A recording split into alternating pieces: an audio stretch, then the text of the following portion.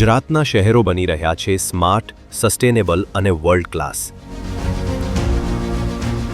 કેમ કે અહીં અર્બન ડેવલપમેન્ટ એ માત્ર એક કોન્સેપ્ટ નહીં, પરંતુ ગુજરાત સરકારનું કમિટમેન્ટ છે. આદરણીય વડાપ્રધાન અને તત્કાલીન મુખ્યમંત્રી શ્રી નરેન્દ્રભાઈ મોદીએ વર્ષ 2005ને શહેરી વિકાસ વર્ષ તરીકે ઉજવી શરૂ કર્યું. શહેરી વિકાસનો સ્વર્ણિમ યુગ આજે તેમના જ પદચિહ્નો પર ચાલીને મુખ્યમંત્રી શ્રી ભૂપેન્દ્રભાઈ પટેલે છેલ્લા 4 વર્ષમાં ગુજરાતના શહેરોની કરી છે અદ્ભુત કાયાપલટ. અને વર્ષ 2025ને ઉજવી રહ્યા છીએ શહેરી વિકાસ વર્ષ 2025 તરીકે. મેટ્રોથી મુસાફરી બની સુખદ અને સુવિધાયુક્ત. સ્માર્ટ સિટી મિશનથી ઇઝ ઓફ લિવિંગ બન્યું વધુ સરળ, વધુ ઉત્તમ.